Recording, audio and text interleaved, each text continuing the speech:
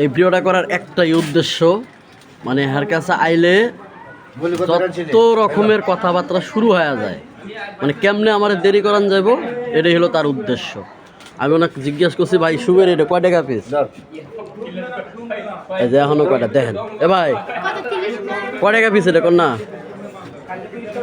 দেখছেন এর কথা কব না, আমি আমার কথা কাজে ঠিক আছে কিনা কোন? আমি যে লাইভটা করতেছি এমনি করতেছি, এই কারণেই করতেছি। কি দেন এই যে দেখেন ভাই একটু কন, এই যে মানে বেচা বিক্রি ভালো হইলেন তো পরে টাকা থাকলেন তোর যা হয় মনি অন্যরকম। এই যে ভাই দেখিয়া প্রয়োজনীয় জিনিস আমরা অনেক সুবিধা নেই, আছে অনেক মোটামুটি ভালো।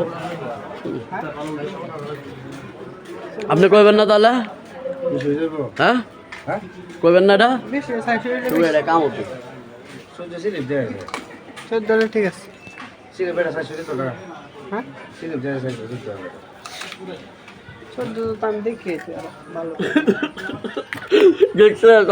আলসি করেছিল দেখা, হ্যাঁ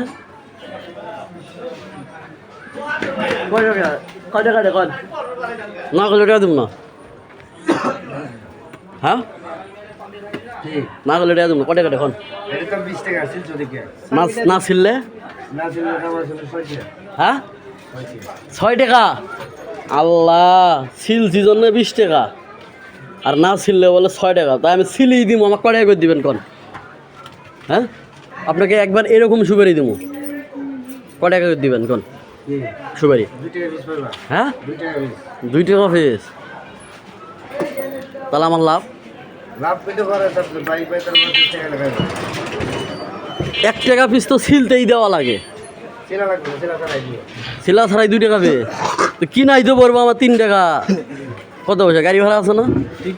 এই সুপারি কি বুঝলেন কোন? এই যে আমি হচ্ছে হলে উনি আছেন হলো ideal pre cadet high school and college. সকালে একটা ভিডিওতে দেখেছিলাম না, এই যাবতে এই হচ্ছে কলেজ। ভাই জীবনী পরে আপনি আমার সাথে ভংনামো করছেন। কবি নীরব হয়ে গেছে, কাজী নজরুল ইসলাম, পাশেই রবীন্দ্রনাথ ঠাকুর।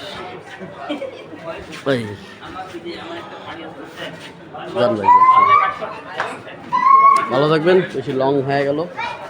সুপারি কে কমেন্ট করেন, খাওয়া দিই।